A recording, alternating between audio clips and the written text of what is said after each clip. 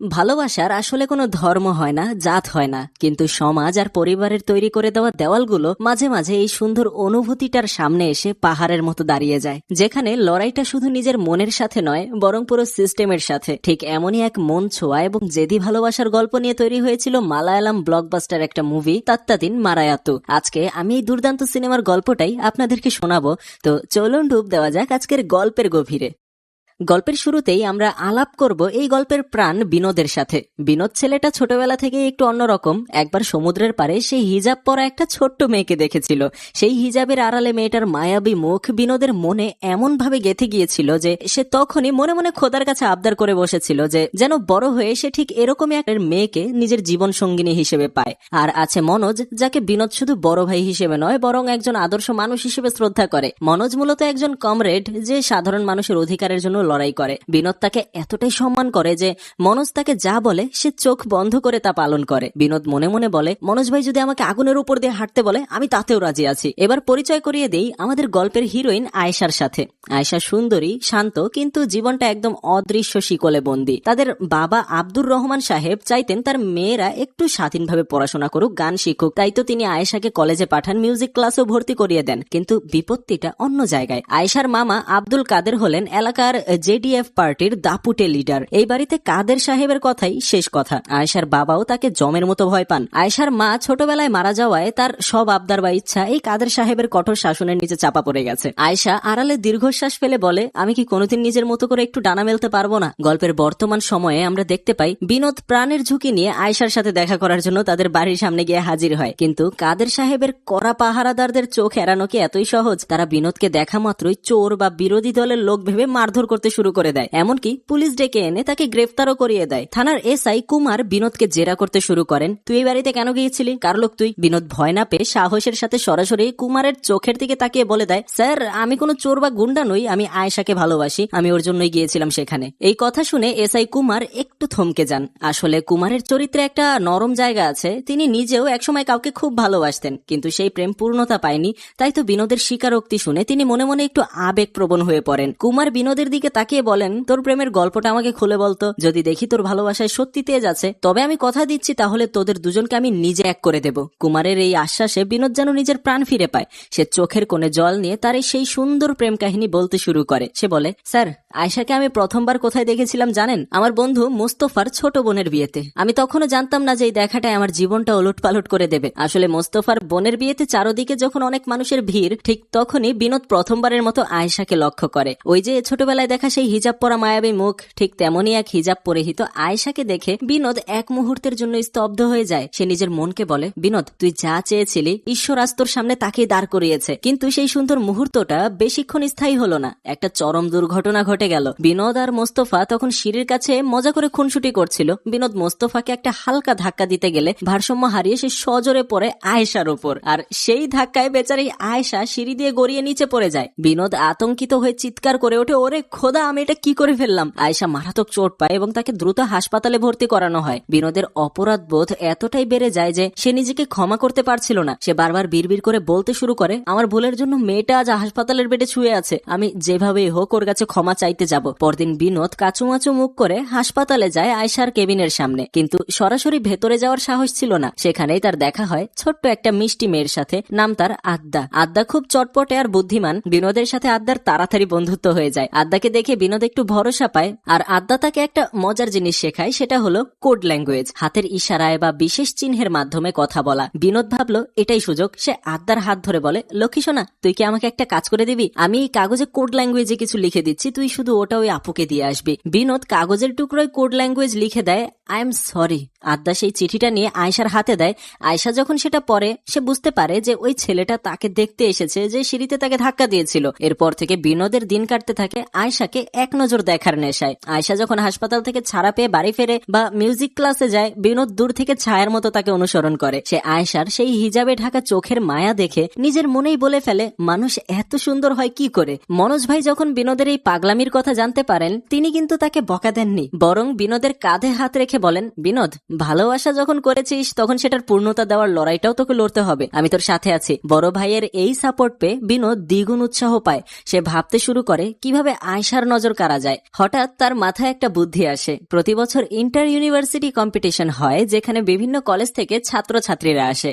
বিনোদ জানে আয়শা তার মিউজিক গ্রুপের সাথে সেখানে পারফর্ম করতে আসবেই। বিনোদ ঠিক করে সে ওই কম্পিটিশনে অংশ নেবে, যাতে আয়শা তাকে স্টেজ থেকে দেখতে পায়। কিন্তু সে কি করবে, সে তো গান জানে না। হঠাৎ তার মাথায় আসে ডফ মুথুর কথা। এটি ভারতীয় মুসলিম সম্প্রদায়ের এক আঞ্চলিক ঐতিহ্যবাহী নাচ, যেখানে তারা গোল হয়ে দাঁড়িয়ে ড্রাম বাজিয়ে নাচে। বিনোদ মোস্তফাকে বলে, আমি ডফ মুথু শিখব, এই নাচের মাধ্যমে আমি আয়শার হৃদয়ে পৌঁছাতে চাই। মোস্তফা তাকে নিয়ে যায় এক ওস্তাদের কাছে, যার নাম নাজাফ। কিন্তু নাজাফকে দেখেই বিনোদের বুকটা ধক করে ওঠে। তাদের মধ্যে একটা পুরনো তিক্ত অতীত ছিল। ইন্টারমিডিয়েট পড়ার সময় বিনোদ ফাতেমা নামের একটা মেয়েকে পছন্দ করত, কিন্তু ফাতেমা ভালোবাসতো নাজাফকে। বিনোদ যখন এটা জানতে পারে, তখন সে বন্ধুদের নিয়ে নাজাফকে খুব মারধর করেছিল। নাজাফও ছেড়ে দেওয়ার পাত্র ছিল না, সেও পাল্টা জবাব দিয়েছিল। বিনোদ দরজার বাইরে দাঁড়িয়ে ইতস্তত করে বলে, আমি কি ভেতরে যাব? নাজাফ যদি আমাকে চিনে ফেলে তবে তো শেষ করে দেবে আমাকে। কিন্তু আয়েশার মুখটা মনে পড়তেই সে তার সব ভয় কাটিয়ে সামনে এগিয়ে যায়। সে মনে মনে বলে, আয়েশাকে পাওয়ার জন্য আমি নাজাফের পায়ে ধরতেও রাজি। শেষ পর্যন্ত সে ভেতরে যায়। দেখা যায় সেই ঘটনার পর ফাতেমা নাজাফকেও ছেড়ে চলে গিয়েছে।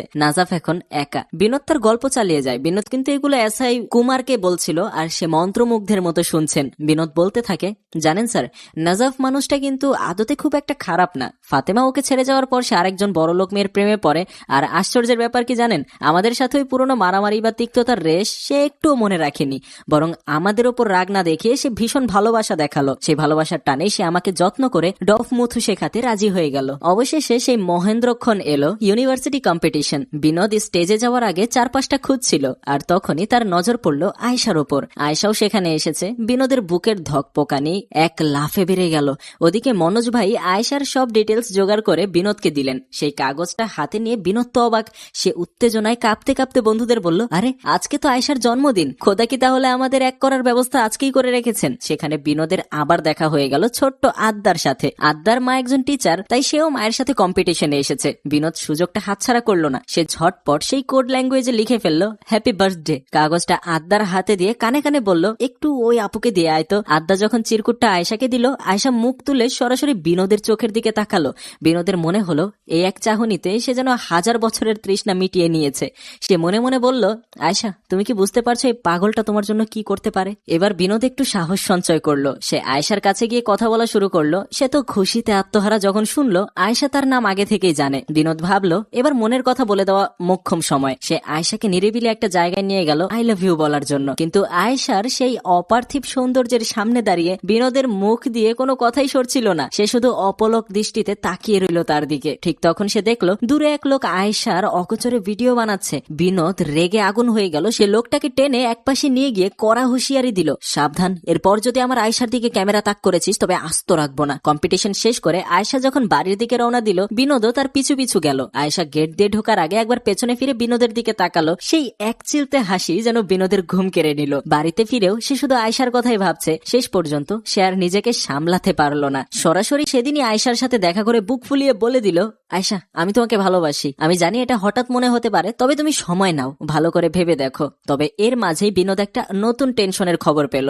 ইমতিয়াজ, যে নাকি আয়েশার মিউজিক ট্রুপের মেইন সিঙ্গার, সেও আয়েশাকে পছন্দ করে। বিনোদ খোঁজ নিয়ে জানলো ইমতিয়াজ নাকি একদম সুঠাম দেহের অধিকারী, তার 6 প্যাক আছে। সে সাথে সাথে আয়েশাকে ফোন করে বলল, আয়েশা, ইমতিয়াজ ছেলেটা কিন্তু সুবিধের না, জানো ও বডি বানানোর জন্য স্টেরয়েড নেয়, ওর সাথে একদম ঘুরবে না। আয়েশা কোনো উত্তর না দিয়ে খট করে ফোনটা কেটে দিল। বিনোদ আফসোস করতে লাগলো, ইস, আমি কি বেশি জেলাস হয়ে গেলাম। এত বারণ করার পরেও যখন বিনোদ শুনলো আয়েশা মিউজিক প্র্যাকটিসের জন্য ইমতিয়াজের বাড়িতে গিয়েছে, সে আর স্থির থাকতে পারলো না। অপমানের জ্বালা আর হারানোর ভয় তাকে পাগল করে তুললো। সে সোজা ইমতিয়াজের বাড়ির সামনে গিয়ে হাজির হলো আয়েশাকে এই প্রশ্নটা করার জন্য, আয়েশা, তোমার কাছে কি আমি বেশি না ইমতিয়াজ বেশি? বিনোদ মাথা নিচু করে এসআই কুমারের দিকে তাকিয়ে বলল, স্যার, আমার ওই পাগলামি দেখে মনোজ ভাই সেদিন আমাকে খুব ধমক দিয়েছিলেন। তিনি আমাকে সোজা বলে দিয়েছিলেন, বিনোদ, তুই ওকে প্রপোজ করেছিস সেটা ঠিক আছে, কিন্তু ওর অনুভূতির দাম দিবি না, এটা কোনোভাবেই মেনে নেওয়া যায় না। ও তো তোকে বলেনি যে ও তোকে ভালোবাসে, তাহলে তুই কোন অধিকারে তুই ওকে এমন ডিমান্ড করছিস? মনোজ ভাইয়ের কথাগুলো বিনোদের কানে তীরের মতো বিঁধল। সে রিয়ালাইজ করলো যে সে আসলে বড্ড বেশি বাড়াবাড়ি করে ফেলছে। সে ঠিক করলো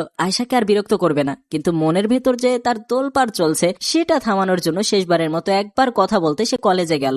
বিনোদ যখন আয়েশার সামনে গিয়ে দাঁড়ালো, আয়েশা কিচ্ছু বলার সুযোগ দিল না, বরং সে নিজেই এগিয়ে এসে মৃদু স্বরে বলল, আমি তোমাকে ভালোবাসি বিনোদ। বিনোদ তো আকাশ থেকে পড়লো। তার মনে হলো যে সে কোনো স্বপ্ন দেখছে। আসলে আয়েশার বিনোদকে কেন ভালো লেগেছিল জানেন? কারণ বিনোদ তার প্রতি ভালোবাসা, যত্ন কিংবা অধিকার বোধ সবটুকুই সরাসরি আর মন খুলে বলে দিয়েছিল।